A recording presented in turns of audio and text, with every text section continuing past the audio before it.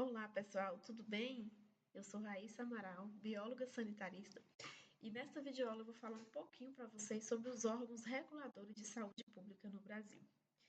Desde já, eu peço para que você siga o canal Biociências RAI, ative as notificações, compartilhe com alguém que esteja estudando junto com você, tá bom? Então vamos lá, o que seriam os órgãos reguladores de saúde pública no Brasil?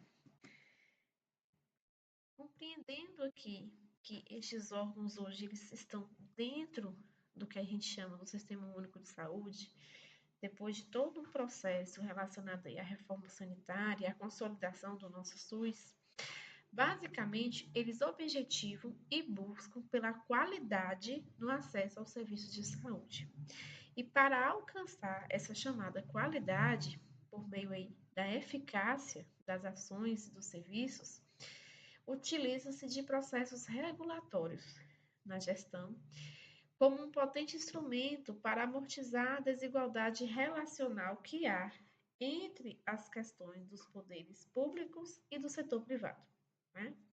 Então, processos regulatórios aqui, eles são etapas que vêm colocar aí a questão dos padrões, das regras, dentro das circunstâncias de serviços de saúde, para alcançar essa qualidade, de forma que deve ser aplicada tanto para o setor público quanto para o setor privado.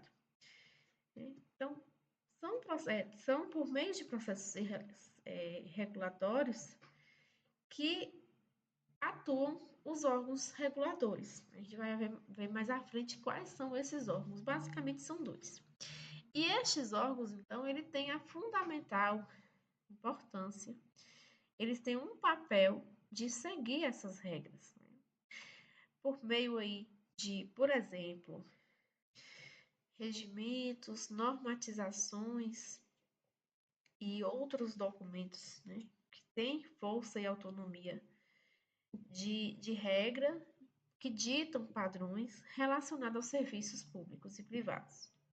Então, por exemplo, na produção de alimentos, na produção de cosméticos, na produção de vacina e até mesmo na questão dos planos de saúde, né, na produção da saúde privada, esses órgãos eles vêm a ditar regras para que haja uma qualidade nos serviços e de forma que funcione de forma equitativa, né, e que alcance de fato aí o que seriam os chamados princípios e diretrizes do Sistema Único de Saúde. É interessante entender que esses órgãos, inclusive eles são muito vistos dessa forma pela população, eles também têm a responsabilidade de realizar fiscalização dos serviços e produtos de saúde que a elas são cabíveis, né, para alcançar a chamada qualidade em saúde. Pois muito bem, uma introdução muito simples, principalmente para quem nunca teve contato, né, ou ouviu falar sobre os órgãos regulatórios ou órgãos reguladores, é a mesma coisa. E ambos estão diretamente ligados ao Ministério da Saúde, tá? São órgãos reguladores que atuam dentro do SUS, do Sistema Único de Saúde, dentro da política pública, né? Dentro do processo da política de saúde. E sua produção é de domínio público, ou seja, todas as pessoas, todos os usuários, no caso aqui, todos os cidadãos brasileiros têm acesso e devem obrigatoriamente seguir as regras desses órgãos, não existindo possibilidade da falta de adesão a essa regulação, certo? Então, eles têm total autonomia sobre os processos e serviços que ditam a saúde do nosso país, seja ela a questão do setor público, né, ou dentro dos equipamentos públicos, digamos assim, ou dentro da esfera privada.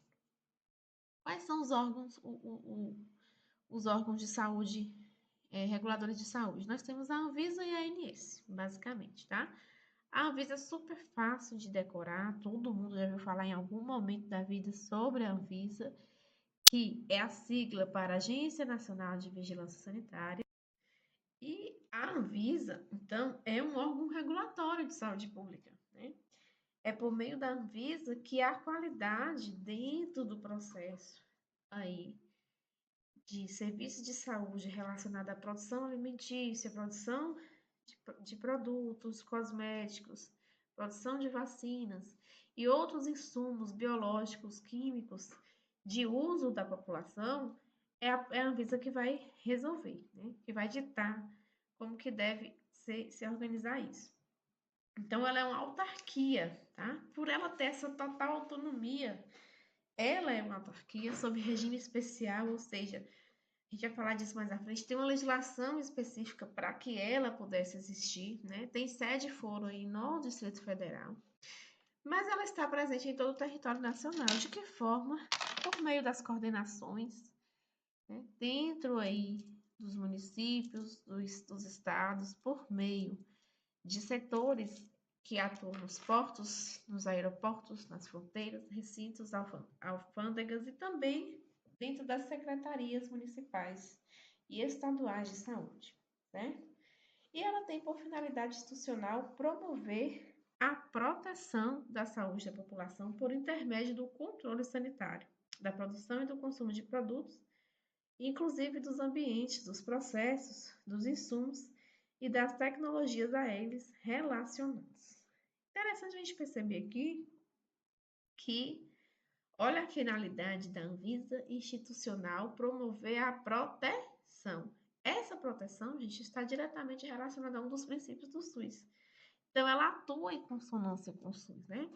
O SUS a gente tem dentro dos princípios aí proteger, recuperar, e essa proteção por meio de um processo maior em âmbito de fiscalização e de prover a qualidade, ela vem atuar no que a gente chama aí dentro do âmbito da saúde coletiva, né? Esse alcance com relação aos condicionantes e os determinantes de saúde, certo? A Anvisa, ela realiza o intermédio do controle sanitário da produção e do consumo de produtos, inclusive de ambientes do processo de insumo das tecnologias a eles relacionados. Então, quais são esses produtos? Por exemplo, os medicamentos, os agrotóxicos, os cosméticos, tem também as vacinas, tá? Aí eu destaco aqui. Provavelmente pode cair questões na sua prova relacionada aí ao concurso da saúde, seja qual for, falando sobre a pandemia que a gente teve, né, em 2020, da Covid-19.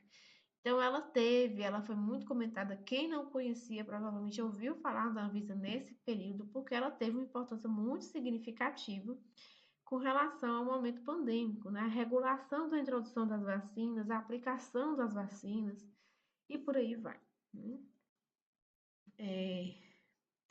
A Anvisa, então, gente, é um órgão responsável pela avaliação e aprovação de solicitações para a realização de pesquisas clínicas, com fins de registro e de pedidos de registro de imunobiológicos, ou seja, no caso aqui as vacinas, desenvolvidos pela indústria farmacêutica. As vacinas, elas são produtos importantes para o controle de doenças, né? Antes de chegarem à população humana, ela precisa passar por estudos realizados pelas empresas. Estudos esses que devem ser em diferentes fases, certo? Que desenvolve o produto para a comprovação de sua qualidade, segurança e eficácia. E a Anvisa, ela foi muito observada, como foi a sua atuação, o seu domínio, as suas decisões no período pandêmico, porque justamente a questão, né, da vacina contra a Covid, ela não teve esse tempo hábil de preparação, né, de fazer aí um controle da pesquisa por meio de fases para a aplicação humana, né? Então, por isso que ela teve que intervir diretamente, não só também em relação a vacinas, mas a circulação de bens e produtos, né, ao controle com relação à quarentena e outras coisas mais que todos nós vivemos na pandemia. Um órgão regulador, ele é criado geralmente mediante uma lei específica. Ou seja, desde a Constituição Federal de 88, onde coloca a saúde, né, como uma seguridade, falta da seguridade social, surgiu de fato ali o nosso Sistema Único de Saúde, teve o embrião do Sistema Único de Saúde, depois lá na Lei Orgânica da Saúde nasce de fato, tem a certidão do SUS, nasce também a Anvisa, né, e a ANS, nasce esses órgãos reguladores, mas nasce de que forma? apontando, né? Desde a Constituição tem o apontamento que deveria ter uma outra legislação, ou seja, uma divisão de uma outra legislação que pudesse fazer essa atuação de forma mais incisiva. Então, ela integra a administração pública com vista a regular, né, como devem acontecer as atividades do serviço, bem como fiscalizar as atividades do serviço público e das empresas privadas que exercem essas atividades sobre a saúde, de forma geral, né? No caso do setor privado, a saúde brasileira é regida pela Agência Nacional de Saúde Suplementar, que é a ANS, certo? Então, a gente tem aí dois órgãos regulatórios no Brasil, não tem como errar, é super simples. Nós temos a Anvisa e a ANS. E a ANS, gente, assim como a Anvisa, ela também é autarquia, tá? Ela tem autonomia, também está lá presente no Distrito Federal, atua de forma diversificada a chegar até E a ANS, então, ela regula os planos de saúde, né? Então, ela promove a defesa do interesse público na assistência suplementar. Então, a assistência suplementar, ela também é cabível dentro da lei orgânica, né? A gente tem aí a autonomia, o direito, digamos assim, é o direito relacionado do setor privado em gerir saúde, em também fornecer serviços de saúde, né?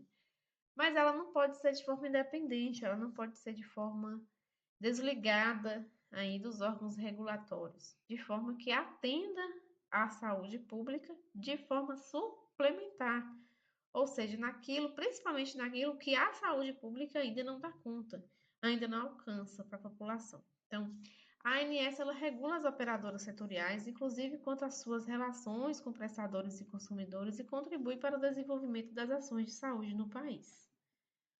O Ministério da Saúde é o órgão do Poder Executivo Federal responsável pela organização e elaboração de planos e políticas públicas voltados para a promoção, a prevenção e a assistência à saúde dos brasileiros.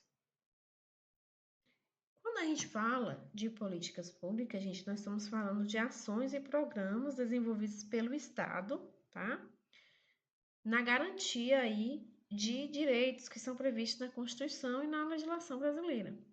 Então, políticas públicas, por exemplo, para públicos em minoria, política pública da população negra, política pública da criança, do adolescente e outras mais que a gente tem dentro do âmbito da saúde, elas são desenvolvidas e organizadas ou elaboradas pelo Ministério da Saúde e basicamente eles visam o quê?